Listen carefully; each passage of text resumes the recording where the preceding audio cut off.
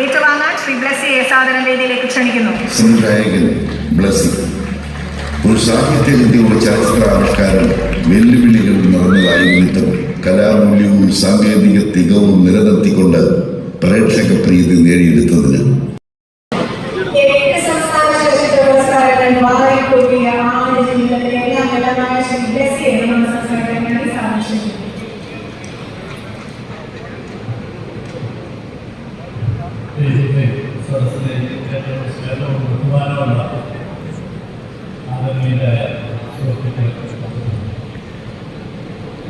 ഏറെ അവാർഡുകൾ ആളുകളിലായി ലഭിക്കുകയുണ്ടായി.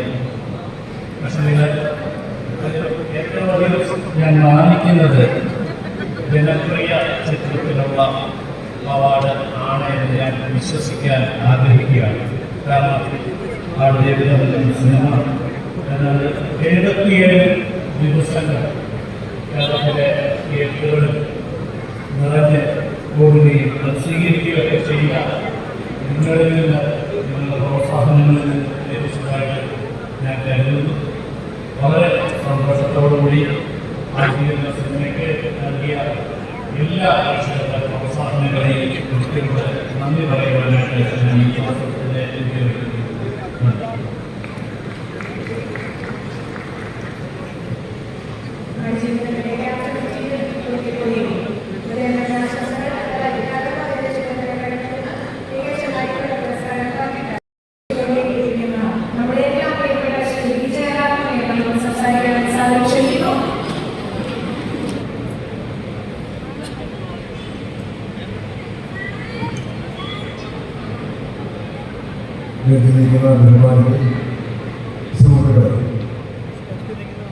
ഒരുപാട് സന്തോഷമാണ്.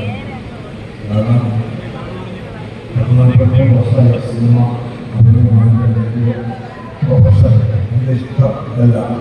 പക്ഷെ ആദ്യമായിട്ടാണ് ഒരു സ്റ്റേജ് അവാർഡ് കിട്ടുന്നത്. അതിൻ്റെ സന്തോഷം മാത്രമല്ല എനിക്കും കൂടി ചേർന്നിട്ടുണ്ടാവാം. ഒരുപാട് സിനിമ അഭിനയിച്ചിട്ടുണ്ട്. ഒരുപാട് കഥാപാത്രങ്ങൾ ഇഷ്ടപ്പെട്ട കഥാപാത്രങ്ങളുണ്ട്. അതിനകത്ത് എനിക്ക് ഇഷ്ടപ്പെട്ട കഥാപാത്രമാണ്. അതിനെ കിട്ടുന്ന കഥാപാത്രങ്ങളായി ഞാൻ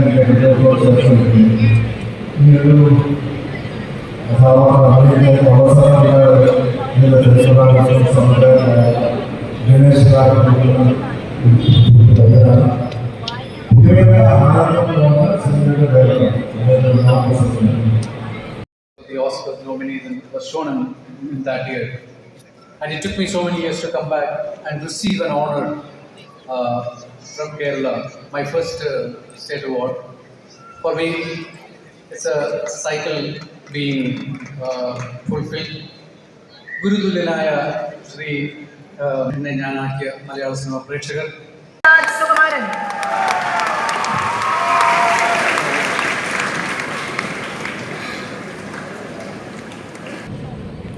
നമസ്കാരം.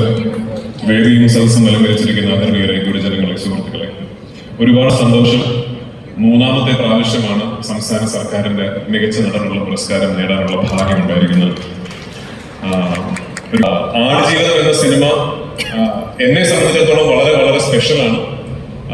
ഒരു ആർട്ടിസ്റ്റ് അല്ലെങ്കിൽ ഒരു നടനെ സംബന്ധിച്ചിടത്തോളം കരിയറിൽ അല്ലെങ്കിൽ ജീവിതത്തിൽ ഒരുപക്ഷെ ഒരിക്കൽ മാത്രം സംഭവിക്കുന്ന ഒരു അത്ഭുതമായിട്ടാണ് ഞാൻ അത്തരം ഒരു സിനിമയെ കാണുന്നത്. ഒരു സിനിമയ്ക്ക് വലിയ തോതിലുള്ള ജനപ്രീതിയും അതുപോലെ തന്നെ അംഗീകാരങ്ങളും ഒരുമിച്ച് ലഭിക്കുക എന്ന് പറയുന്നത് വളരെ വിരളമായി മാത്രം സംഭവിക്കുന്ന ഒന്നാണ്. അതിന് ഞാൻ ആദ്യം നന്ദി പറയേണ്ടത് ആ സിനിമയുടെ എല്ലാമായ ബ്ലസ്സേട്ടനാണ്. ബ്ലസ്സേട്ടന്റെ ഈ തപസ്, ഈ സിനിമ പൂർത്തീകരിച്ച് അദ്ദേഹം ഈ സിനിമ എങ്ങനെ എൻവിഷൻ ചെയ്തോ അത് ജനങ്ങൾക്ക് മുമ്പിലേക്ക് എത്തിക്കാൻ അദ്ദേഹം കാണിച്ച അദ്ദേഹത്തിന്റെ ആ ത്വര, അത് വരും തലമുറകൾക്ക് സിനിമയിലും അല്ലാതെ ഒരു പാഠമാകട്ടെ എന്ന് ആശംസിച്ചുകൊണ്ട് ആഗ്രഹിച്ചുകൊണ്ട് ഇന്ന് എന്നെ ഈ പുരസ്കാരത്തിന് അർഹനാക്കിയ ജൂറി മെമ്പേഴ്സിനും സിനിമാ പ്രേക്ഷകർക്കും മലയാള സിനിമയ്ക്കും ഒന്നുകൂടി നന്ദി പറഞ്ഞുകൊണ്ട് എന്റെ വാക്കുകൾ ഉപസംഹരിക്കുന്നു. നന്ദി, നമസ്കാരം. എനിക്കിപ്പോ പറയാനുള്ളത് ഈ ഒരു അവസരത്തിൽ ഇതിന്റെ ഡയറക്ടറായിട്ട് ബ്ലസ്സി സാറിനടുത്തും രാജുവേട്ടൻ്റെ അടുത്തും ഇതുപോലെ ഒരുപാട് പേര്, ആരും കുറവില്ലാതെ എല്ലാവരും എനിക്ക് വേണ്ടി ഈ ഒരു പെർഫോമൻസ് നൽകാൻ സഹായിച്ച സ്ക്രിപ്റ്റും അടിപൊളിയായിട്ട് സ്ക്രിപ്റ്റ് എഴുതിയ, കൂടെ അടിപൊളിയായിട്ട് കോ ആക്ടറായിട്ട് നിന്ന, അതുപോലെ ഒരുപാട് എനിക്ക് ചായ കൊണ്ടുവന്ന കുറേ ചേട്ടന്മാരടക്കം എല്ലാവർക്കും എനിക്കൊരു ഹൃദയത്തിൻ്റെ ഭാഷയിൽ വലിയൊരു നന്ദിയാണ് എനിക്ക് പറയാനുള്ളത്.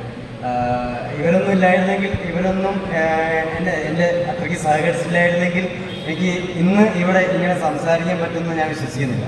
സോ ഏകദേശം 2-3 വർഷം കഴിഞ്ഞപ്പോൾ സിനിമയിൽ തന്നെയുള്ള എൻ്റെ വളരെ അടുത്തൊരു സുഹൃത്തിൻ്റെ ഒരു ദിവസം വിളിച്ചിട്ട് പറഞ്ഞു, എടാ നീ സിങ്ക് ചെയ്യുന്ന പടങ്ങളുടെ പെർഫോമൻസിൻ്റെ അത്രയും ശരിയാവുന്നില്ല, നീ ഡബ് ചെയ്യുന്ന പടങ്ങൾ ഡബ്ബൊന്ന് നോക്കണേ എന്ന് പറഞ്ഞു. അപ്പം ഞാൻ ഒരു മെൻ്റൽ നോട്ട് കുറിച്ചിട്ട് ഓക്കെ ഡബ്ബിങ് കുറച്ചുകൂടെ എക്സ്പ്ലോർ ചെയ്യണം.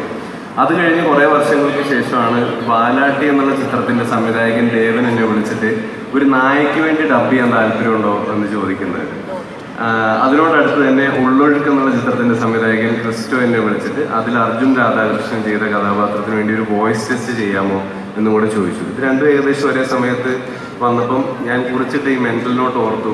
ഇത് രണ്ടിലെ ഡബ്ബിങ് എക്സ്പീരിയൻസ് പക്ഷേ ഭയങ്കര വ്യത്യാസം ഉണ്ടായിരുന്നു. ഈ വാലാട്ടിയിലെ ടോമി എന്ന് പറയുന്ന നായ എങ്ങനെ സംസാരിക്കണം, അതിലെന്തായിരിക്കും ആ സിനിമയ്ക്ക് ശരി, എന്താണ് ആ സിനിമയിൽ വർക്കാവുക എന്നുള്ളത് ദേവനും ഞാനും കൂടെ ഒരുമിച്ച് തപ്പി കണ്ടുപിടിക്കുകയായിരുന്നു.